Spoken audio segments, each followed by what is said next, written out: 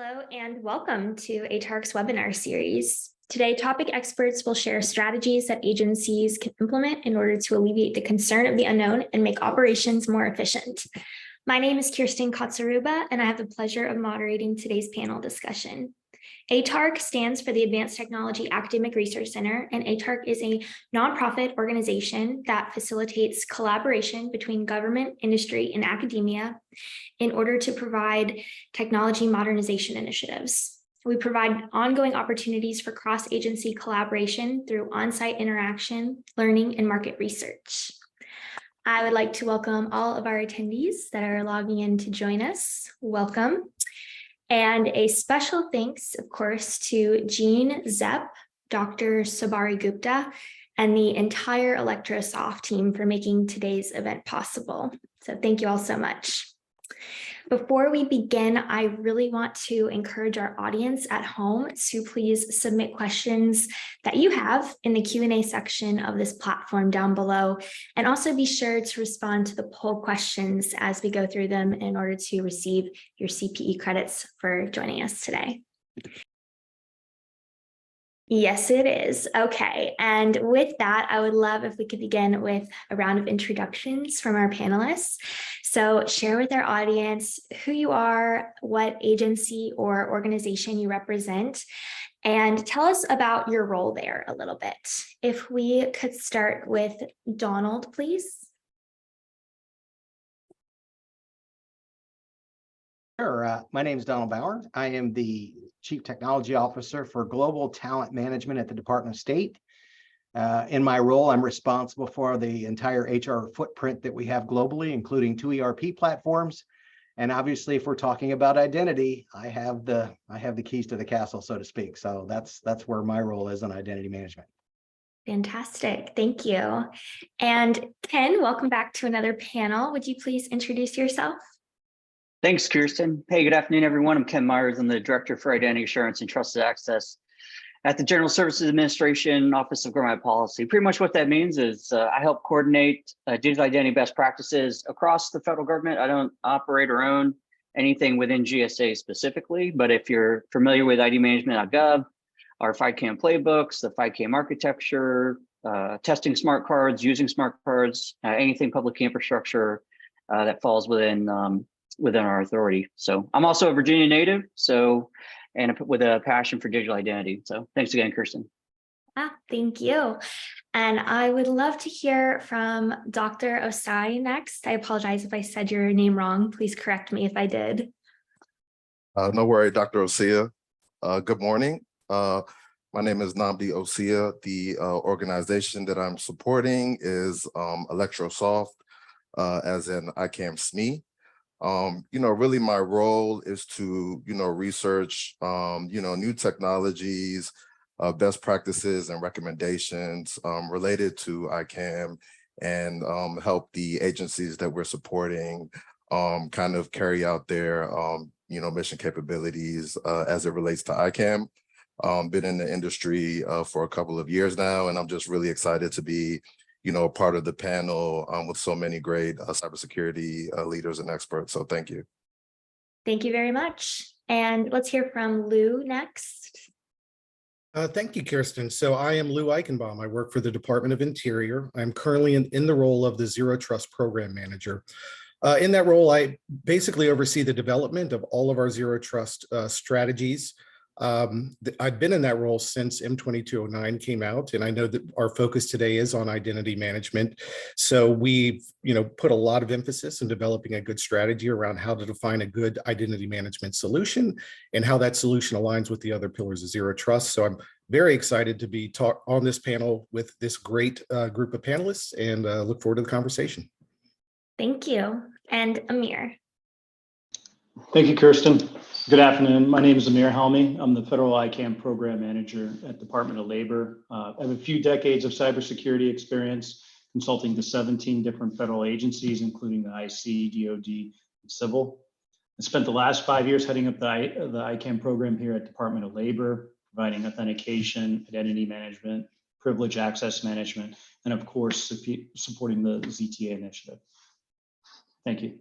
Excellent, thank you. So when we were in the prep discussion just a few minutes ago, I heard someone bring up zero trust. Who was it? Was it you, Donald, who brought up zero trust, or Lou? One of us did, I'm sure. I think I may have. Yeah. Lou was first. I think I was, yeah, I know we talked about it. Yes. Well, Lou, you're helping me out then, because I'm going to call on you first. If you Sure. could share with our audience, just in your own words, describe what zero trust architecture means and what are some of the most critical elements of zero trust? Well, that's a pretty broad topic of discussion. I could probably talk for the next 30 minutes on that, but at a high level, I mean, zero trust in principle it's about starting from a perspective of no trust in your systems.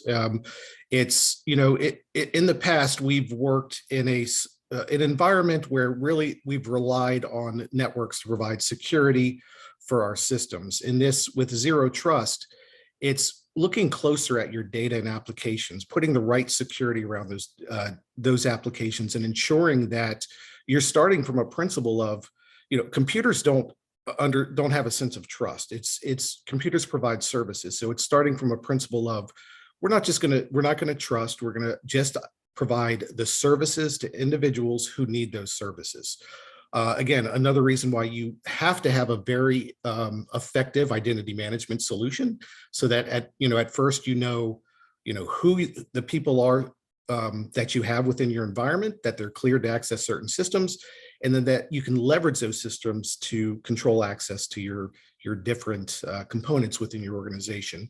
And I think zero trust, to me, I think, there's a lot of questions. I think everyone knows it's not a product, right? But what is it? To me, it's not necessarily something you implement. To me, zero trust is a concept of how you really incorporate these practices into all of your IT related services. So again, I think identity management is a very critical part of that, but it's just one piece of the equation. Thank you, Lou. And Donald, did you have anything else you wanted to add to that? I think Lou summed it up nicely. I think the castle and moat approach, which was always like, hey, put up a really, really tall wall and good. And as we found, as people get in, they laterally move in your infrastructure to get to the good stuff. So and I think to that point, that trust but verify. Every single interaction, you need to make sure I know who you are, where you are, what role or what access should you have, and then grant the appropriate access. And I feel like that's a key to everything, and it starts with identity. So yeah, excellent. Thank you. Anyone else from the panel before we move on? If there's anything else you'd like to add, go ahead, Amir. Sure, I completely agree with the panel, but I think it's more of a framework. This concept is already familiar to us with least privilege, endpoint detection, encryption, microsegmentation, and to the panel's point, it's never trust but continuously verify, right? And just taking that approach with the different pillars and having identity as the anchor here. So yeah. Well said. Thank you. Hey, Kirsten, just wanted to add, I agree with the mayor. It's more of a framework, but, just following up on some of the critical elements, right? We could talk about the pillars, but, some other critical elements as well are the trust algorithm, right? The multi-factor authentication, as well as the continuous verification. Is that in your trust algorithm? Partnerships, things like Identity Week, things like this panel, exchanging playbook, exchanging some of these lessons learned and recommendations and things like that. And then I think also another critical element is just knowing that it's a commitment, right? It's not going to be something that happens in the next 1 to 2 years. Instead, it's going to be kind of a long journey. And I would kind of add those in there as some critical elements. Yeah, thank you. Appreciate you guys' responses. Thorough and concise, which we like. So moving on to my next question, digital identity authentication is the process through which remote users, they assert and they prove who they are in order to obtain access to online services. So Ken, maybe we can start with you on this next question. Could you please describe your organization's progress and challenges towards implementing multi-factor and phishing resistant authentication for enterprise users as well as external users? Yeah, definitely. I mean, one government-wide initiative that I'm working on is a 502 community of action. So it's a small group of agencies that are piloting 502 solutions to help remove the use of passwords. I mean, there's secondary use cases in there as well. And I'll just throw out there, from a zero trust perspective, it's about resiliency and your systems being adaptive to the changing threats in your workforce needs, right?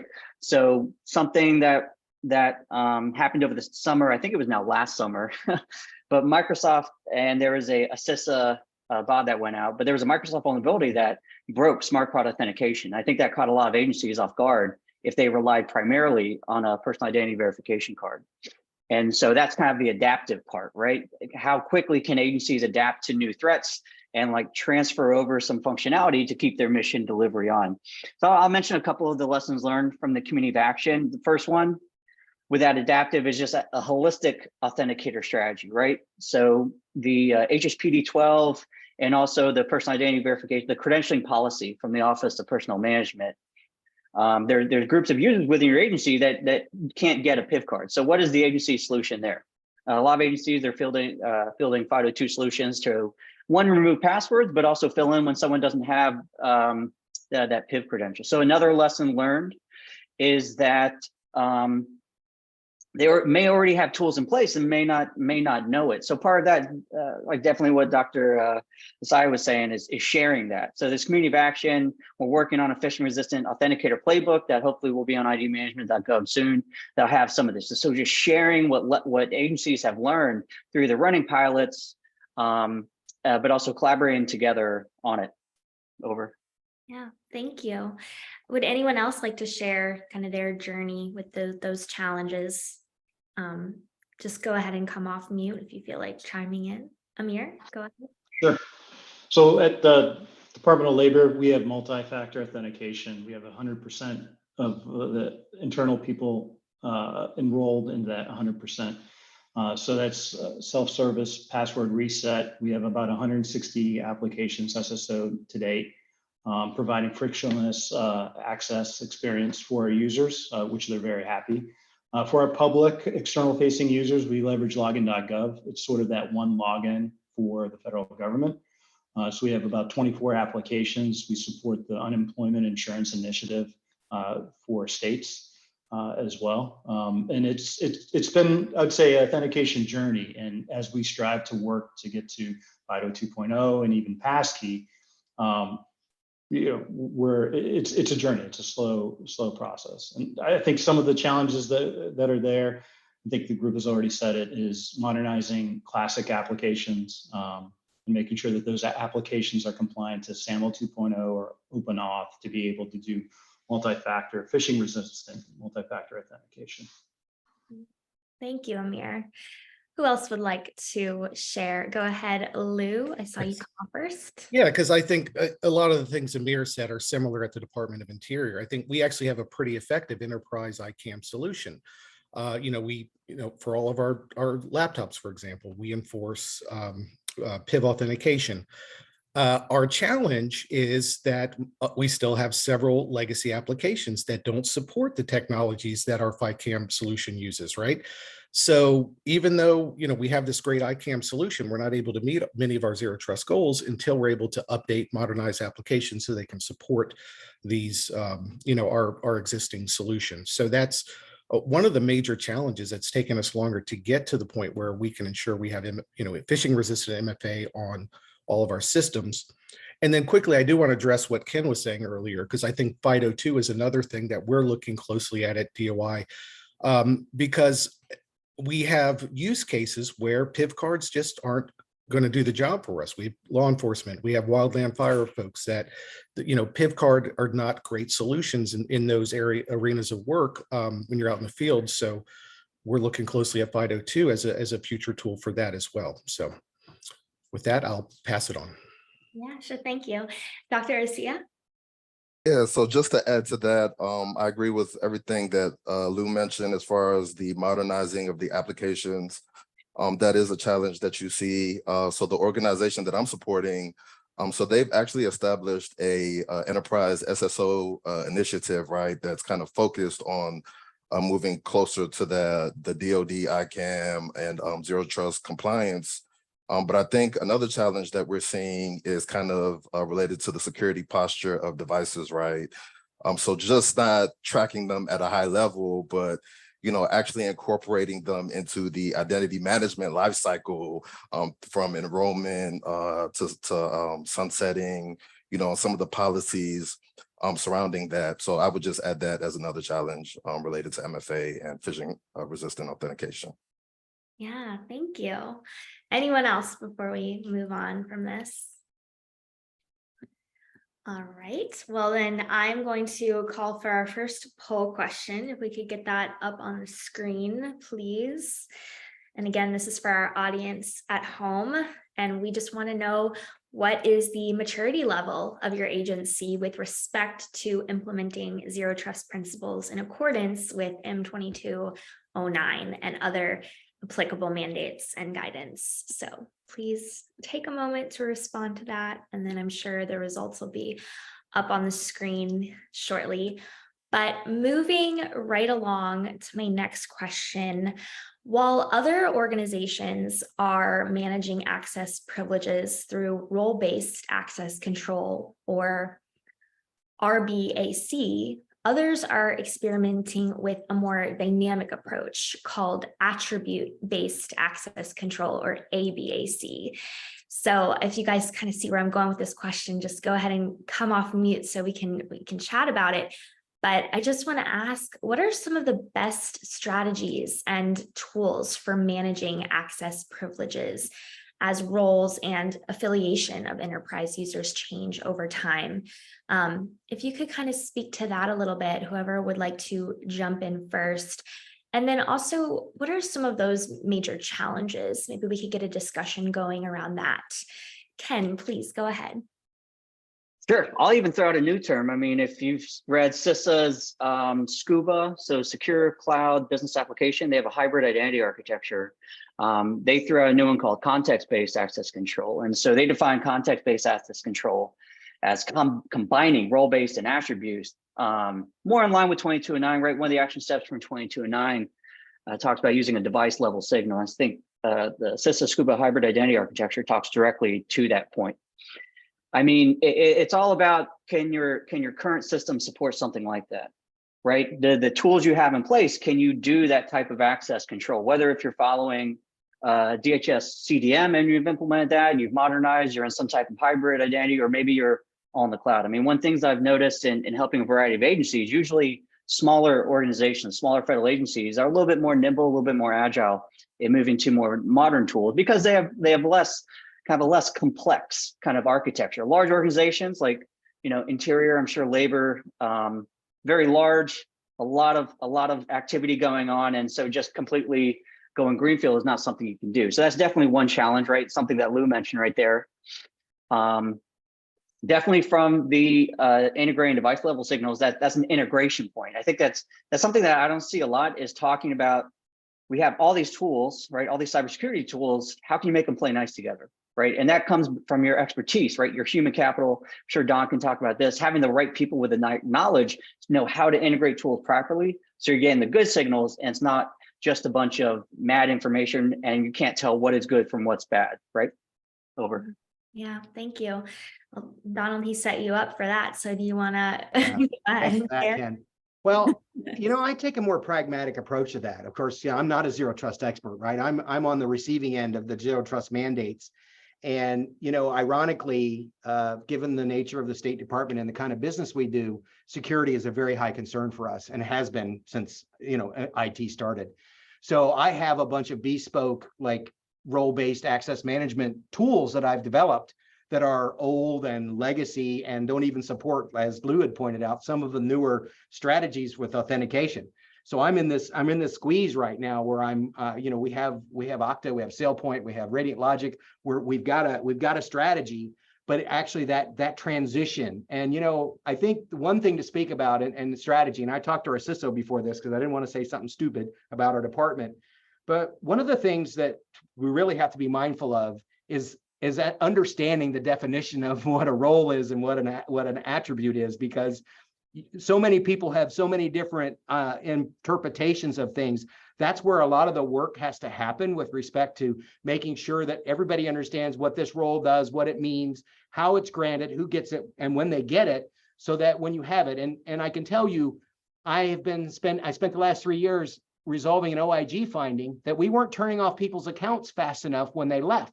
And they had this lingering access to shares and other things that weren't in part of their organization. And if you understand the department, people move around every 2 years here.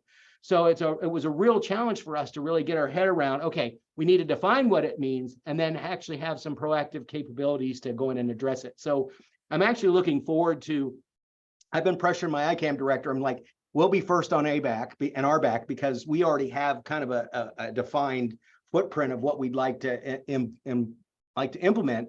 And as well as, since we represent the entire department, there are certain base employee level things that we can provide the appropriate attributes about, right? Whether you're foreign service, civil service, and all these other things that you do. So yeah, it's an interesting convergence right now, but part of it is that common understanding what it means. Over. Yeah, thank you. Amir, go ahead. No, I mean, I can completely agree with Don, and it's just understanding and mapping out all the roles and responsibilities, you know, with 460 plus offices, you know, over 40 departments, understanding if Joe Schmuckatelli comes on board, how does he get on board? What are those birthrights? What access does he have? And to Don's point, it's doing that upfront work and doing it correctly, right? Setting the standards and foundation to be able to drop people into groups. So that way the identity management tools, the privilege access management tools can onboard a privileged user, a regular user automatically, and give them the right access at the right times for the right reasons, right? Least privilege. So, and I will say this, I got to give Ken credit. It's the first time I heard of CBAC. So interesting concept. Instead of the old traditional RBAC and ABAC, just looking at the who, you know, CBAC concentrates on the who, when, where, and why, which is great, which is, you know, falls very nicely into the Zero Trust initiative as well. So, thank you. the only other thing that I would add is, you know, probably one of the challenges that we have is, you know, as federal agencies, there's a lot of technical debt ensued, and you know, I think things are done a certain way, and to be able to kind of green it and start over and do it the right way, to set up the foundation for onboarding, offboarding, identity management, and Zero Trust. So it's a lot of work as well, and working with our stakeholders. Thank you. And Dr. Osia?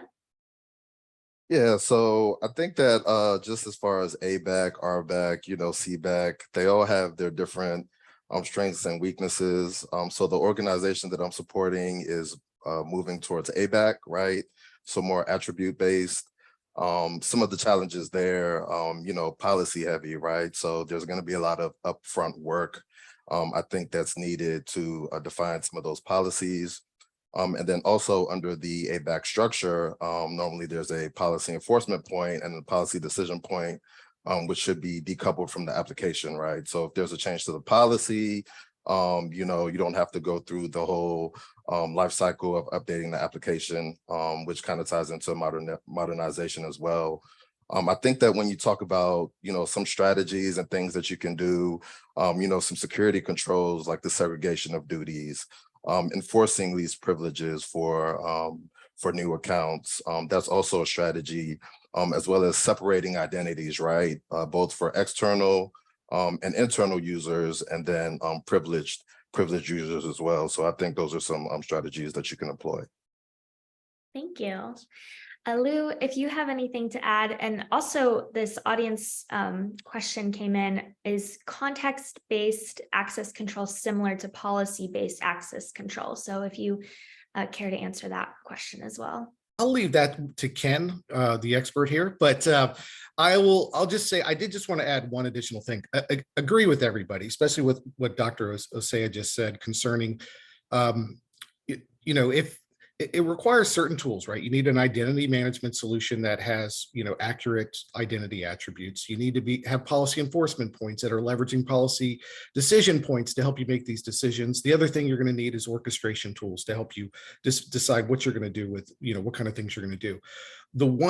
And we're just now starting to test this. We're trying to do some basic testing around, can we make an attribute decision based on whether someone's a contractor versus an employee? We're still at the basic steps right now. But one of the key things that we're finding the biggest challenges is data quality. And I think that's, again, looking at zero trust across the board. One of the pillars is data. We're having real challenges with, number one, what is your authoritative data source for identity attributes? We got about 3 of them. Which one do we use?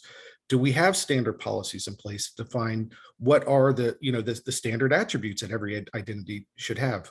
Right now, we don't. So we're taking a step back and we're starting to really, yeah, exactly, Donald. We have a master user record, but we also have 2 other data sources that feed into that, right? So, and I think you're probably all in the same boat. So for us right now, we're taking a step back. We're focusing on the data to make sure that we're defining policies, that everyone's using consistent attributes for identities, so that, again, we can make the right decisions. Imagine the bad things that could happen if you have inconsistent attributes and you're trying to make dynamic decisions based on that. Absolutely. Thank you. And Ken, for the audience question, did you get a chance to review that? Yeah, no problem. So the reference is CISA SCUBA hybrid identity architecture. I think can I put in the chat? Will that go out to everybody? Yeah, it should, I think. Okay, great. Yeah, and the second part of the question is context-based access control. Is it similar to policy-based access control? And I'll just say, I don't know. Like I haven't seen like consistent definitions between the more like higher level access control methods. I've heard of policy-based access, which kind of assumes using a policy. I've heard of risk-based access, like you take in risk decisions as part of it. There's new one from CISA about context-based access. I think overall is that you're using signals, multiple signals, either from a device or you include role types, right? But it's just the context part of it, whether that, it's implemented through a policy within your system, you have risk factors like time of day, what type of device is a compliant device, that's all in there. But definitely check out CISA SCUBA. Looks like the link went out there. Check it out. Has also great material in there around FIDO2. And we reference it in our upcoming phishing resistant authenticator playbook as well. Excellent. Thank you. Anything else to add before we move on? Okay, cool. Let's have poll question number 2 up on the screen, please. And we want to know from our audience, what is the predominant approach used to determine users' ability to access resources within your agency? So please take a moment to respond to that. And let's see here. For our next question, M2209 requires that agency access control systems should try to incorporate at least one device level signal alongside identity information about the authenticated user when determining access to agency resources. Who hasn't started with a question yet? I think maybe Dr. Osea, do you want to kick us off here? I want to know if you could describe your organization's progress towards incorporating device level signals into its access control decisions, and include in that just any lessons that you've learned throughout the process. Sure. Yeah, so I would definitely say that for us, it's a work in progress, right? I mean, as far as devices, we all know that's a pillar under zero trust. I mean, M2209 that has, actions for incorporating device level signals. But like I said earlier, I think it just kind of goes back to the security posture for devices, right? I mean, we've talked about incorporating devices into the identity management lifecycle, but I think that includes just linking it to a chain of accountability, right? So whether that's an individual or sponsor, that's important. And then I think something else that's also important is multi-factor authentication. What is the policy around that? Whether it's requiring a one-time password, but I think it's important that the policies are built out to support, the non-person entities as well as some of the devices and workstations that are being used. Excellent, thank you. All right, who wants to jump off mute and share from their own experience next? Go ahead. I'll give an example that I've seen. I would say before 2020, right? A lot of agencies predominantly used VPN solutions to access information. That's what they relied on, right? Like only someone on my network can access my information. And obviously, like today we can see, or even yesterday, we can see how that there's like kind of an implied trust in that situation. Anything on my network can access what it can, right? And I would say the device level signal part is very based on what kind of architecture you have, right? I think most agencies today have deployed like mobile device management. So you can pull in device signals from there. Like an example I gave, some agencies, they deploy tools like cloud-based security tools, whether that's a cloud access security broker or some type of like remote access solution. So you can pull in signals that way as well. Like I've seen some agencies do it based off location, like where's the logical or physical location of the device, what type of browser, the compliance of the device. And I would say additionally, there's some potential, like one of the things I talk to agencies about is like, think about the user experience aspect of it, right? So that browser example, maybe whatever someone's trying to access isn't very accessible on a mobile device, right? So kind of think of that. You can think of that as part of your security as well. Thank you. Amir, go ahead. Yeah, so labor, we use a combination of Azure and an NDM solution, also a ZTNA solution to be able to do that posture check. So as Ken said, are they CONUS? Are they coming from a foreign country? Right? Are they logged in at the right time? Is their AV checked? Are their patches up to date? So it's almost, and I said this before, it's, we've heard a lot of these concepts before. I go with the comply to connect. So once upon a time, there was the NAC. So it would do a interrogation of the client that would come online, check for certain things, maybe a client-side certificate to be able to say, hey, Joe is on GFE, his AV is updated, his patches are updated, and then maybe have an API call out to Tenable to be able to look and scan to see for any critical vulnerabilities. That device is firewall off. Once everything's complete, then it lets them onto the network. So it's a posture check, comply to connect, however you want to put it. So there's a number of ways and a number of solutions that are out there today that can help with it in 2209. Thank you, Amir.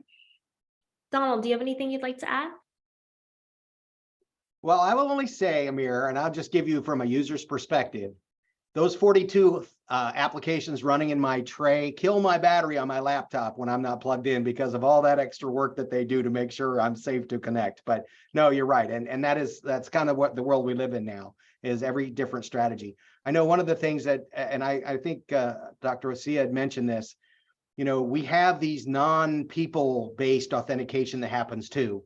And we used to have an exercise here at the department, like every 90 days, I had my entire network team come in and we were sitting here changing passwords on service accounts and just across the entire enterprise. And then somebody did a check and was like, those aren't encrypted. The idea of like, okay, and this is years ago, but the idea is that each one of those steps, so we've transitioned to certificate-based authentication for the non-interactive kinds of things. So we're really working hard to make sure that no matter how information or how connectivity to Amir's point, this people going back and forth and systems going back and forth, are they authorized to talk to each other as well? That other side of that. So it's not just the people part of it. It is about the verifying that whatever is connecting over here, those actually should be together as well. Over. Thank you. And Lou, go ahead. Yeah, so similar, going back to Amir, that what we're trying to do here in the department is, number one, we have an enterprise XDR that produces tons of device signals, right? We're in the process of implementing a SASE solution with ZTNA, and we can do some of the basic device signal decisions within our policy enforcement points, like CONUS, OCONUS. But really, the beauty of zero trust and what we can start doing in the future, if we can really figure out how to do this effectively, is it's similar to me like attribute-based access, where based on certain signals, you can make several decisions based on your endpoints. For example, let's say your endpoint has a high vulnerability on it, but there's no exploit out in the wild. So within our policy enforcement points, leveraging policy decision points, we can make determinations on, well, we'll let you into this resource, but we'll limit your access. We'll assign a trust score. This is where these trust scores come in that we're still trying to figure out. But you can make several more detailed decisions. Today most of our decisions are yes or no.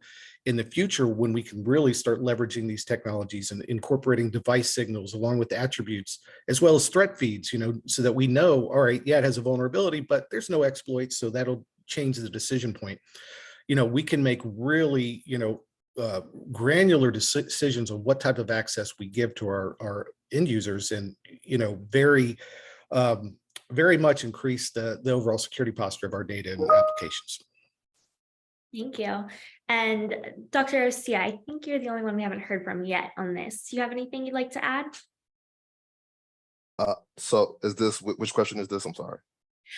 This is the one that I asked about your agency's progress towards incorporating device level signals into its access and control decisions. Just if you have any learned. Yeah, no, nothing new to add. I think, the other panel members did a great job of covering everything. Sure, yeah. And anyone else have anything they'd like to add here?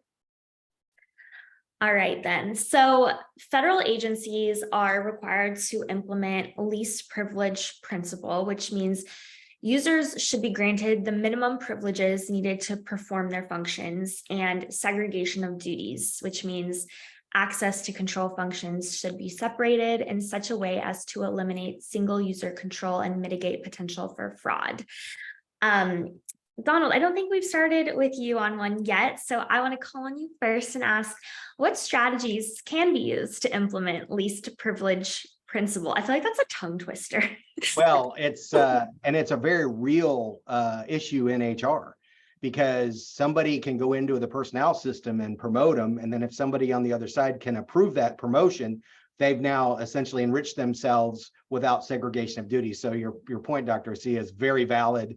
And I have a monthly audit that I have to go through where anybody with elevated rights, we review all the transactions that they conducted to ensure that they didn't do something, we just make sure everything that is done is legitimate. And as a system owner, I'm constantly signing off on documentation from an audit perspective to ensure that we're compliant. So from that standpoint, that's a real practical understanding of segregation of duties for us. I think the challenge I run into, and I'm speaking in a very, very broad scope, and this goes back to this discussion earlier about definition. I don't know how many times somebody at a senior level within an organization will come to you and say, I need total back-end access to your system and your application. And I'm like, what's your need to know? I'm in charge, I'm the big boss, or the big boss wants this. I said, no, you need to define what your requirements are. That tends to create a lot of friction, I guess, in the world of where I live in, is like, well, no, I said you can't define what you need. We'll give you what you need. And that's this constant battle. And users are always feeling like they need a lot more access and privilege than they really do need. And so that, I think the idea of going back to what the definition means and then what you need to do your job really has to come into play here from a practical application standpoint. Because we can sit back and create all these great capabilities and systems, but there's no replacement for you getting a very loud phone call from a senior executive who's like, why can't I log into this system when I should have access? And that's a case where they need legitimate access, but our policies have prevented them. Or versus somebody who's got way too much access, and it creates an audit nightmare on the back end for my ISO, because we have to go through and make sure that they haven't done something wrong. Over. Yeah, thank you. Yeah, so anyone else? Dr. Osea, go ahead. Yeah, so I definitely agree with Don as far as the audits, right? Making sure that happens. We've discussed, isolating some of the privileged user sessions, separating standard accounts from admin accounts, employing the separation of duty controls, things of that nature. I just kind of wanted to take the opportunity just to reiterate, right, that the policy comes first.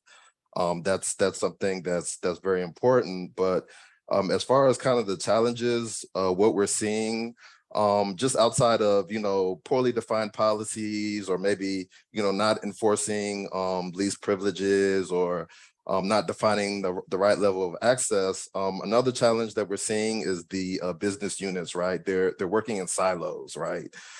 So there's not a communication that goes on between the business units. And so I think that's where like communication and training comes into play, right? Making sure that you have the right tools for communicating across organizations. Yeah, absolutely. Thank you. Amir, go ahead.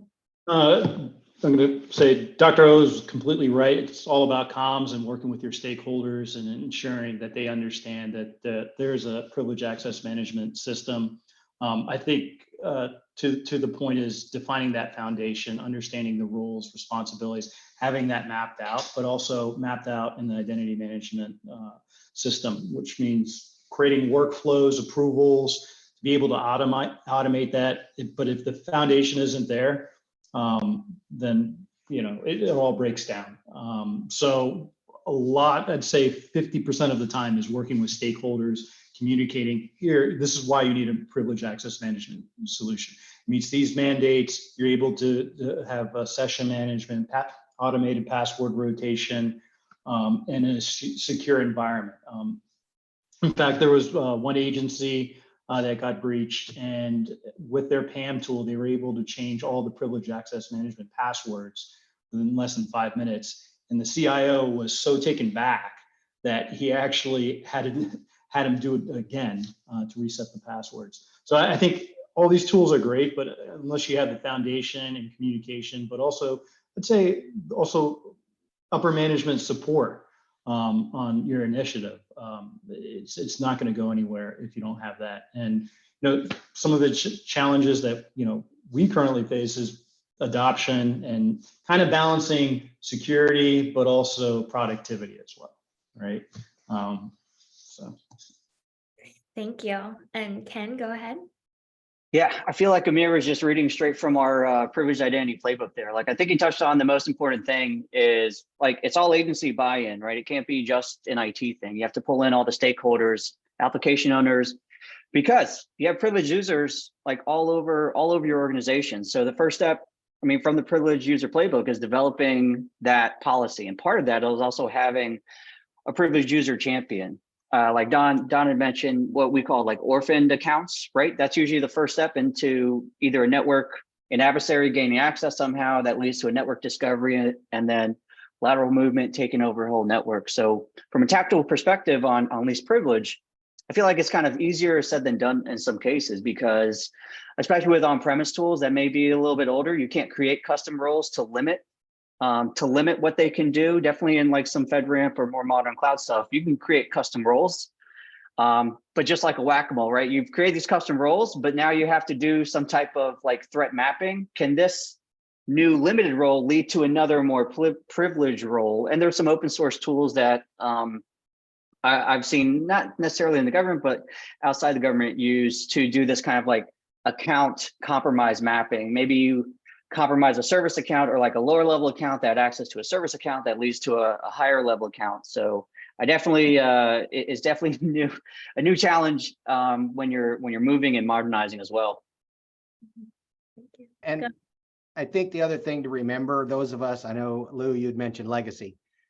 You have to make sure you don't break stuff because you still have a mission and operations to manage. And that's typically where the balancing point comes in, is that these ideas are great and these strategies are, and then you apply it. And to Ken's point, three layers over, you broke 3 things that people need to use every day. So that's the other challenge that we're facing right now on trying to get the whole enterprise compliant. Lou, go ahead. Yeah, and that's a great point, Don. And I think, and that's again why Zero Trust has 5 pillars and not just an identity pillar, right? There's other places where we can mitigate these risks.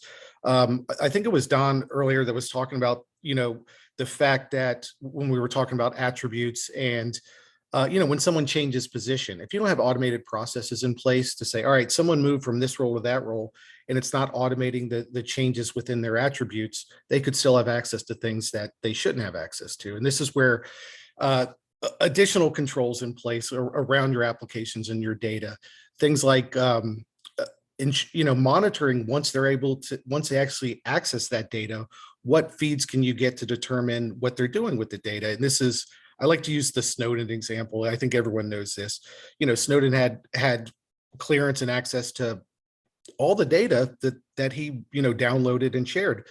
But had someone been watching his activities, looking at some syslogs to say, hey, should this person really be downloading gigs of data to his drive? It could have created an instance there where it could have been stopped and it could have been prevented. So again, I think that's a pretty simple example, but it's an example of why, unfortunately, we're going to have issues at times with our identity systems and not having accurate data to make decisions. You need further controls along that path to help detect and mitigate that.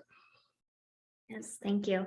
Any other comments here before I call for our final poll question? All right, then. Third poll question, if we could get that up on the screen, please. What is your agency's maturity level in implementing least privilege principles and segregation of duties, including timely updates when user roles and affiliations change? And for my panelists, this is probably going to be our last question before we do our round of takeaways from this discussion. Amir, maybe you can kick us off here. I just want to have a discussion around what are some challenges and effective strategies for implementing event logging and data analytics for identity management. If you could share one or two or a couple with us.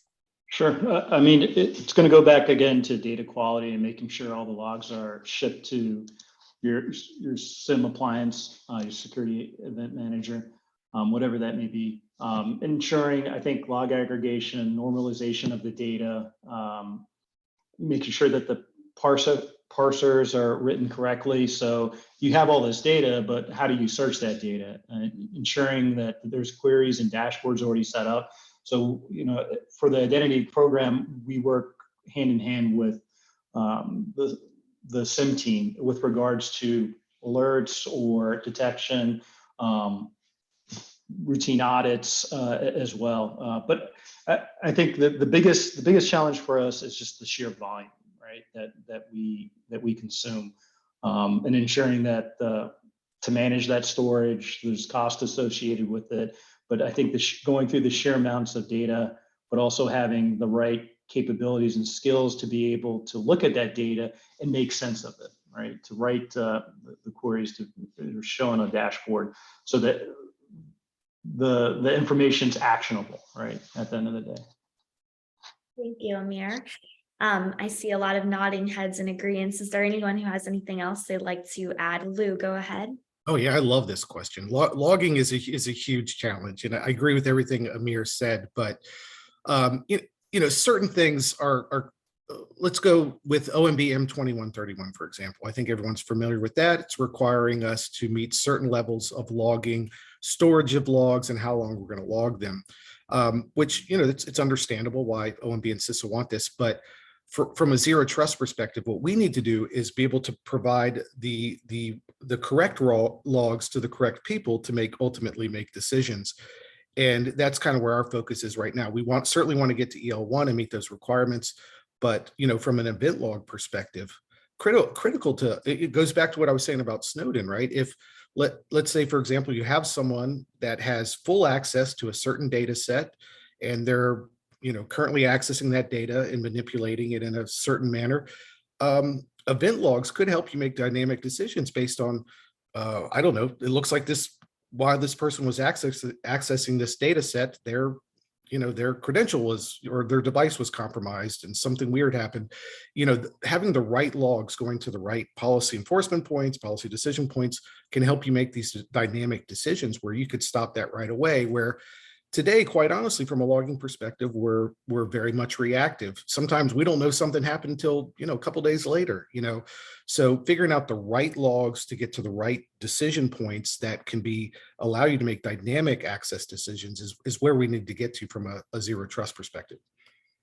Thank you, Lou. And Dr. Sia, I think I saw you come off mute. Yeah, so I think that just a challenge regarding logging, right? The log management system, how are you managing access to the logs, right? You're gonna need to check to make sure that the people that are trying to get access to the logs have the right permission. So there's going to have to be a comparison against some, entitlements and resources just for, auditability, right? Like leaving that trail. I think that another challenge, right, is kind of verifying access to the logs. I mean, there's things that you could do like cryptographic verification, but also just making sure that you establish the proper requirements not only for the management of the logs, as well as log retention. And then also just to add to that, regarding kind of recovery. So a lot of organizations that I've been a part of, you could utilize some of the rich security features in cloud, right? Availability zones, redundancy, things like that, to support a disaster or security breach. But I think another important aspect to that is having a disaster recovery plan, right? Not just having one, but making sure that, there's a periodic review and that things are in fact recoverable, and that there are SOPs that are locked into place in the event of a disaster. So I would just kind of add that as far as log management goes. Yeah, thank you so much. And final comment here, Donald, go ahead. Well, it's interesting. Amir kind of hit the nail on the head. When M2131 came out, we're like, you want us to do what? I have 70 applications that are generating volumes of log data. I actually have an engineer on staff who is in charge of log management, literally part of my security team. And it was interesting because Diplomatic Security came to me and goes, Don, we're going to make a deal for you. If you go ahead and put all your logs in our data lake, we'll pay for the storage. Of course, Amir, I was all over that because I was like, holy mackerel, how am I going to afford this? Because they want 18 months of retention or something like that. I mean, it was a pretty significant amount of information. But I think the one point I'd like to make about this, and I kind of feel like it's always good to understand the why, okay? And of course, as a CISSP, security, that's a big deal. And the one point that I took away from this, which I think is actually rather smart, is the fact that when we start pulling logs from all locations in our enterprise, there are patterns emerge, right? If you have an actor in your organization and they're working their way across, to your point, Lou, the idea of knowing who's got what, who's where, that collation of that information is gold for anybody doing the forensics to figure out what's going on. And it's interesting. The other day I was having a chat with our security guy, and he goes, yeah, when they get in, we don't want to just pull the plug. Back in the day when a virus hits your computer, you just pull the plug out of the net, you pull the network jack out. Nowadays, they're like, no, we want to contain, we want to look at, see what's going on. We want to understand this threat so that we can actually get better over it, right? Because of it. So the idea of, and these logs are great triggers to say, hey, this is going on. And sometimes things happen that they're unrelated, but until you put everything together, all of a sudden this picture emerges. And so, for anybody who's like, oh, why do they want all the logs? Well, there's an actual valid reason for it. And it really makes us much better at detecting when we have issues. Over.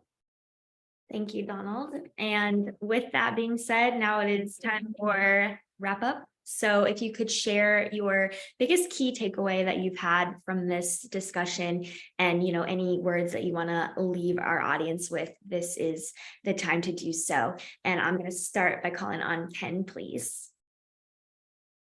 You look so surprised that I called on you. Yeah, going first. Wow, you put me on the spot. No, I'm joking. I mean, the thing I love about my job the most is just working with a lot of federal agencies. I feel like the federal government as a whole, right, is pretty unique. Like there's a lot of different agencies, a lot of different missions, but we can all work together. So definitely, whether you're a federal employee or a contractor, but if you're supporting an agency delivering their mission, definitely reach out to your communities of practice. Like we just set up a new digital identity community of practice that's open to anyone with the .gov or .mil. Participate in events like this with ATARC, whether that is one of their working groups or one of their events as well. But just work together. I mean, we all have similar mandates we're trying to meet, different missions, but we all we can achieve them in kind of the same way. It's all about working together. Over. Awesome. Thank you. And Dr. Osia, how about you next? Yeah, so I would say that important takeaways, something that's been brought up here is data quality, right? That's something that's very important. Garbage in, garbage out. So making sure that prior to onboarding these applications into your ICAM environment, kind of making sure that they meet the requirements as far as controls or enforcing these privileges.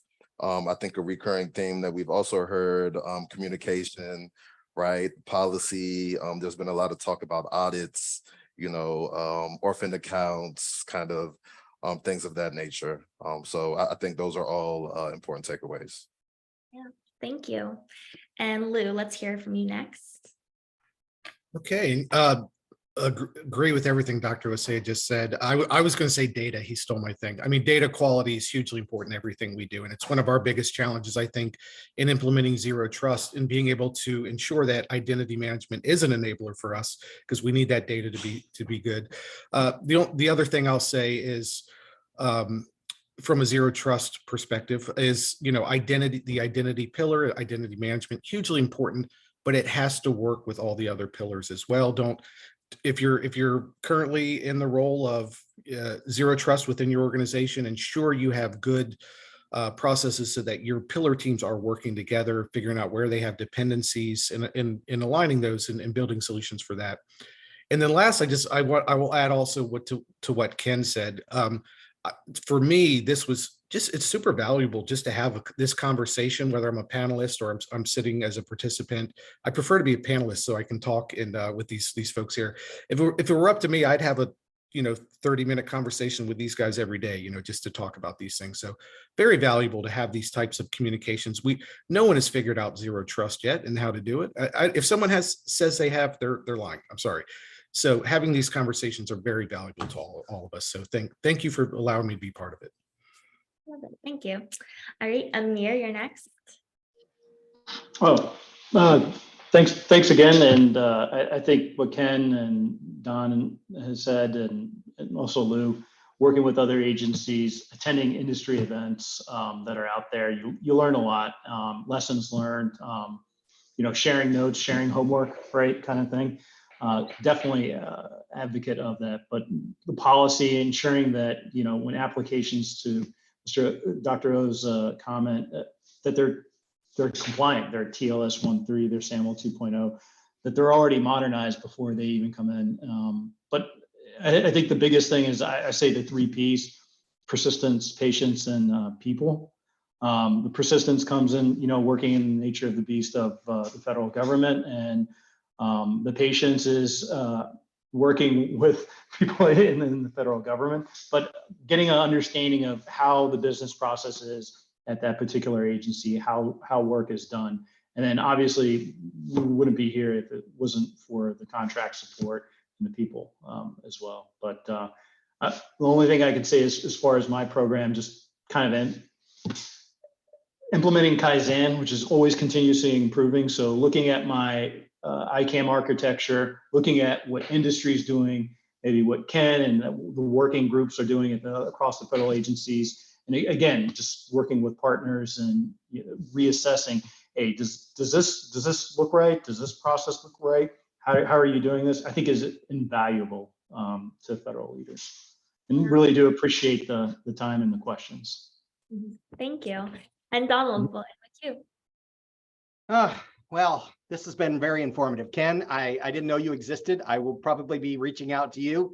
We're on an interesting journey. I inherited a lot of technical debt, as they're saying, and this isn't necessarily a knock on anybody. It's the organic growth of IT throughout the life cycle of an organization, right? We get rid of paper, we go to electronic, and then there's these things that happen. So, it always comes back to, because when I sign off on an ATO, it's always about risk management, right? Where am I exposed? What's going on? And I kind of feel like we do tend to get, I know as government employees, we complain a lot. That's kind of the way we get by. And so when all these things come out about identity and executive orders, the first thing you do is complain. But if you take a step back and you understand why we do what we do, and then the understanding of the risk involved, I think that's a very important takeaway, that these are all working to reduce the amount of risk we have. And I will take, what Lou said is very important. If you can't do with that identity, you got 4 other pillars to try and put something in place to manage that risk. Because with the legacy technology that many of us are dealing with, they're not giving us enough money to get rid of it. We have to keep it running because we have missions to support. So where do you find that balance where you have that risk balance, right? And I kind of feel like that's where we are right now with a lot of the zero trust stuff. Is we're never going to get there. We're not going to get there right away. I mean, we did an internal assessment, and I estimated at least $6 million I would need to be just to get one of my pillars properly aligned according with all the rules. I asked for that in my budget, and they're like, no, we're not going to give you that. So what does that mean? I still have to comply. We still have to be secure. So I think that's something that we really need to be mindful of, is that, we're trying to get there, but without the appropriate support and from leadership, OMB and others to fund these efforts. And it doesn't, there can be accountability, but I feel like things are thrown at us in the federal space, and it's the right thing to do, and it needs to be done. But sometimes they don't understand the full scope and breadth of what they're asking to have done, nor do they understand the amount of resources it takes to make it happen. And I kind of feel like that communication needs to happen at a very high level in our government, so that we have the resources to meet these demands, because the bad guys, they're getting smarter and faster, and it's a hard job keeping up even with them. So over. Yeah, well, thank you. Thank you to our panelists and of course our partners at Electrosoft for making today possible. Dr. Osea, go ahead. Yeah, I just wanted to add, on behalf of Electrosoft, thank you to all of the panelists, right? A great discussion, a lot of insightful remarks, lessons learned, and also thank you, Kirsten, for, moderating, and ATARC for hosting a great session. So thanks to everybody involved.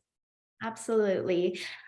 We hope to see everyone again at our event next week. And as your final poll question, just let us know whether or not you'd like to receive your CPE credit. So I hope everyone has a great rest of your week, and we'll talk to you at the next one. Bye. Thanks.